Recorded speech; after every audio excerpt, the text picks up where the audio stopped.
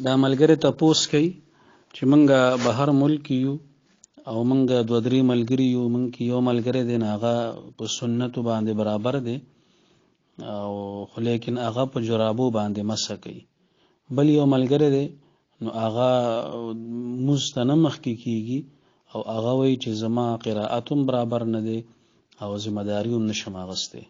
نو دی وایي چې مونږ دغه لومبني کس پسې چې کوم په جرابو باندې مسح کوي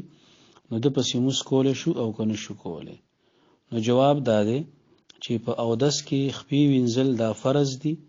او که موزي اچولی وي نو بیا په موضوع باندې مسح هم جایز ده،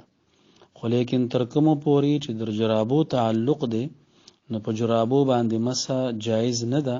که چېرې یو کس په اودس کې په جرابو باندې مسح وکړه او خپې ونه وینځلې نو دا اودس نه دی شوی. چې اودس ونه شو نو مونځ هم نه کیږي، لہذا داسې کس پسې موږ کول جایز نه دي اگر که دی په سنتو باندې ظاهري تو هر څومره برابر وي. نو په کار دا ده چې تاسو په خپله باندې مخکې کیږئ جمع ته یا هغه بل ملګری جمع ته مخکې کوئ، خو لیکن دغې کس پسې چې کوم په جرابو باندې مسح کوي نو هغه پسې موږ جایز نه دی، نو ده پسې موږ مه کوئ جی.